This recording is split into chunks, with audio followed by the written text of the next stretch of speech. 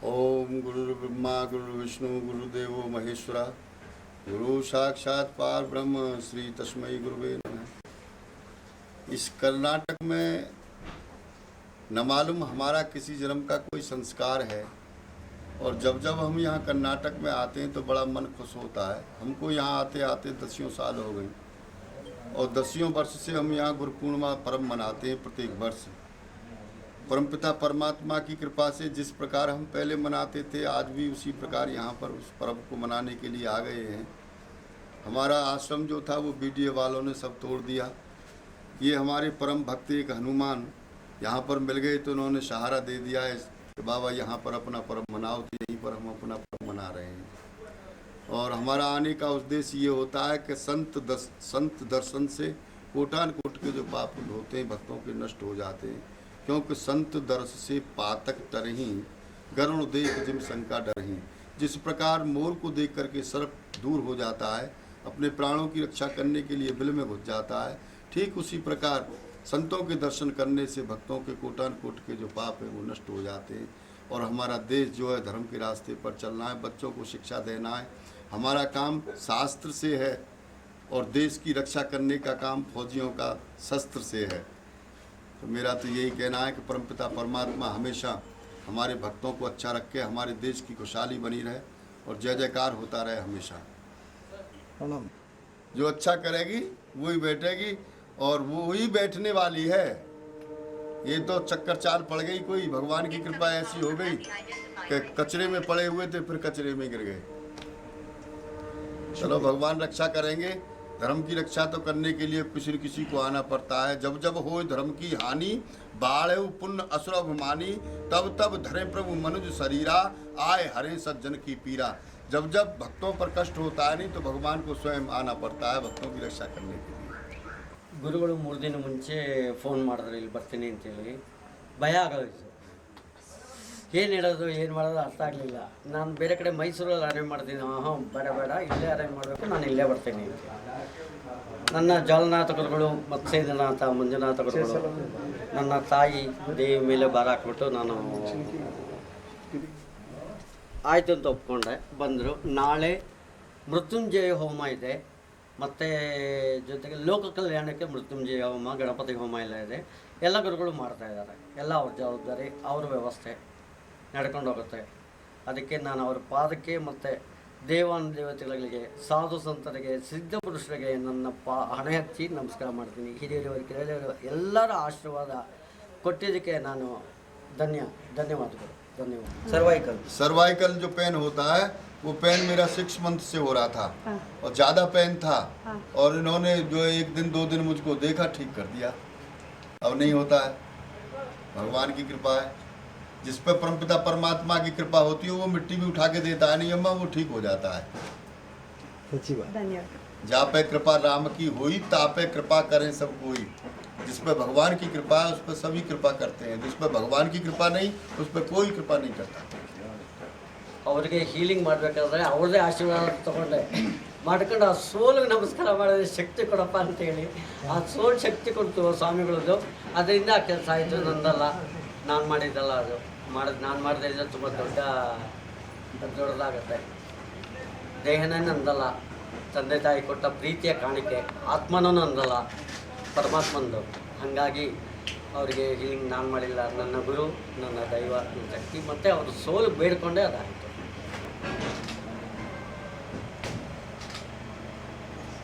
बोलिए सतगुरुदेव भगवान की जय। धर्म की जय, धर्म की जय, अधर्म का नाश हो, अधर्म का नाश हो, प्राणियों में सद्भाव रहो, प्राणियों में कल्याण हो, विश्व का कल्याण हो, विश्व का कल्याण हो। ओम नमः पार्वती पते हर हर महादेव। हमारा अम्मा आनंद अखाड़ा है। आनंद निरंजनी का भाई आनंद, 2 भाई हैं अलग अलग। आनंद अखाड़ा है हमारा। हमारे आचार्य महामंडलेश्वर श्री 1008 श्री बालकानंद गिरी, वो किधर पड़ता है? हरिद्वार उत्तराखंड। हमारा जो आश्रम है अम्मा उत्तराखंड में लक्सर रोड पर पड़ता है, मिश्रपुर के पास ओम श्री शंकराय मठ, गंगा के किनारे। ओम श्री शंकराय मठ, गंगा के किनारे, बाबा बनखंडी।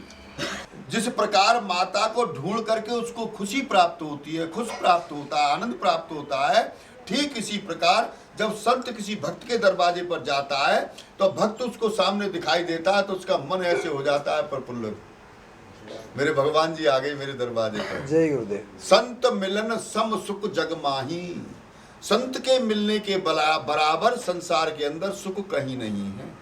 ये तो जो कुछ भी तुम देख रहे हो ना, बेटी बेटा, माता पिता, बहन भाई, पुत्र पुत्र, इष्ट मित्र, जो भी तुम देख रहे हो, ये तो सब लेने देने के लिए मिला है, हिसाब चुकता करने के लिए मिला है। क्रेडिट और डेबिट जो पिछले जन्म का था नहीं, उसको बराबर करने के लिए मिला है। तुम्हारा है तो मैं ले रहा हूँ, मेरा है तो तुम ले रहे हो। जिस दिन चुकता हो जाएगा उस दिन चल देंगे, रुकेंगे नहीं, किसी पे कोई रोकने वाला नहीं है, हमको ठिकाना नहीं है किसी फिर का। ठिकाना नहीं है, कोई भी नहीं रोके। ये माता जी कहती है नहीं, तुम मेरे पति हो, तुम्हारे बगैर में रह नहीं सकती, तुम्हारे बगैर में ये नहीं कर सकती, तुम्हारे बगैर जीऊंगी नहीं मैं, वो भी हाथ मलती रह जाती है। गया मेरा स्वामी गया है, वो भी हाथ मलती रह जाती है। कोई किसी का नहीं है संसार के अंदर। स्वार्थ निचकृत कर कर्म भोग सुन भ्राता, और को काऊ का सुख कर दाता। कर्म प्रधान विश्व रच राखा, और जो जस कीन तहस फल चाखा। जैसा प्राणी बोता है वो वैसा ही काटता है, क्योंकि भगवान कहता है कि इस हाथ करो इस हाथ भरो, ये सौदा दस्त बदस्ती है, और महंगों के लिए महंगा, ये सस्तों के लिए सस्ती है। जिसका मन जैसे राजी है, जैसे कर रहा है, ठीक है। हमारा काम है केवल भक्त को रास्ते पर चलाना, भक्त को रास्ते पर चलाना। एक बार समझाना, 2 बार समझाना, 100 बार समझाना, लेकिन फिर भी समझने में नहीं आती है तो उसके रास्ते को छोड़ देना। चल तू इस रास्ते पर जा रहा, जा, हमारा तो ये, हम तो इधर जाएंगे।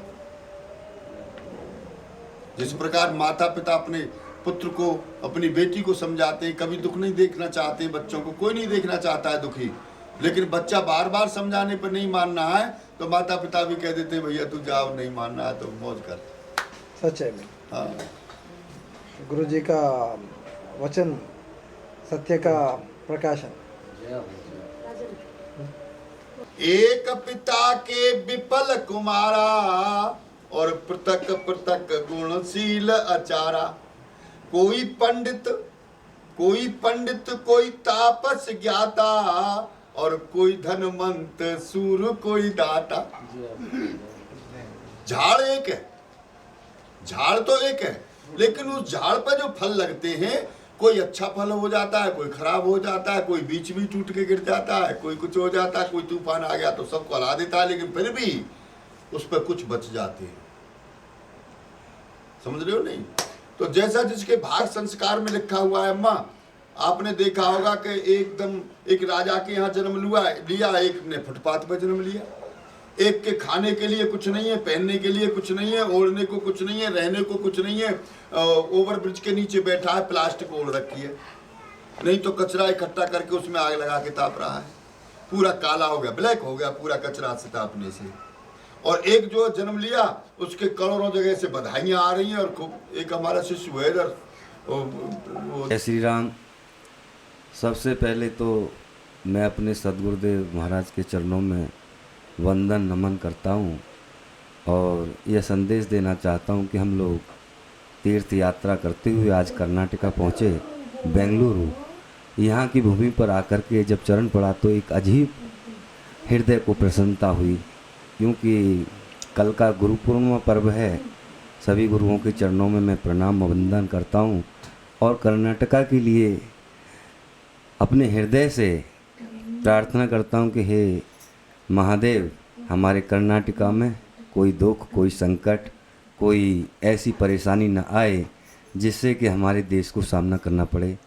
और भारत भूमि पर ऐसी भक्त मंडली मौजूद हैं जो कि भारत को चला रही हैं, जिनको दिव्य शक्तियाँ कहते हैं, धर्मात्मा कहते हैं।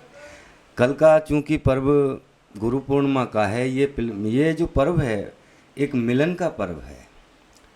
गुरु और शिष्य का जो नाता है एक माता पिता की तरह है।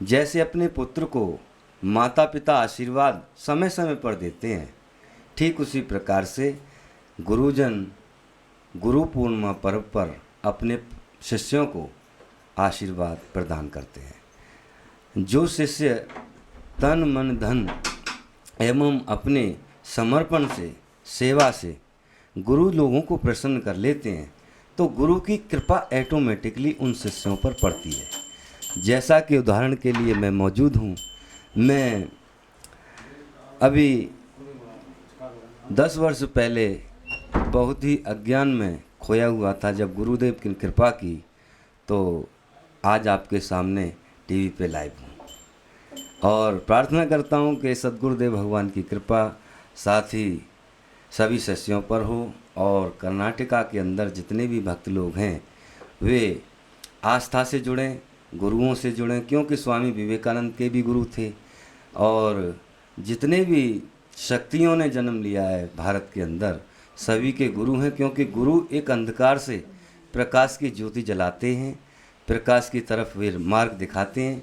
और जो काम जब कोई भक्त माता पिता से विफल हो जाता है, जिस कार्य को माता पिता नहीं कर पाते हैं, और भक्त जब संकट में आ जाता है और जब उसे उम्मीद सारी टूट जाती हैं कि मेरे पिताजी भी इस कार्य को नहीं कर पा रहे हैं, मेरी माताजी भी इस कार्य को नहीं कर पा रही हैं, तो ऐसे संकट काल के समय पर भक्तों को उभारने के लिए गुरु आते हैं, वे मार्ग बताते हैं। और जब गुरु की कृपा होती है तो सारे काम जो असंभव हैं वे भी संभव हो जाते हैं। तभी तो हमारे महापुरुषों ने, हमारे गुरुजनों ने लिखा है, गुरुर ब्रह्मा गुरुर विष्णु गुरुर देवो महेश्वरा गुरुर साक्षात परम ब्रह्म तस्मै श्री गुरुवे नमः।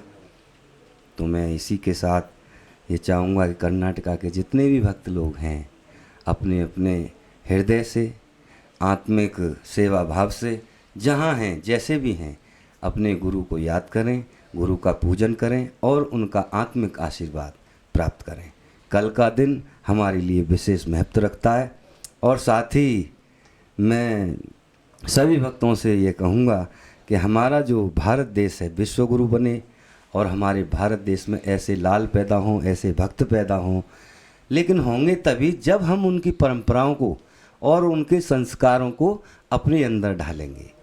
राम जब ही कहलाएंगे जब राम के आचरण हम स्वयं अपने अंदर विराजमान करेंगे।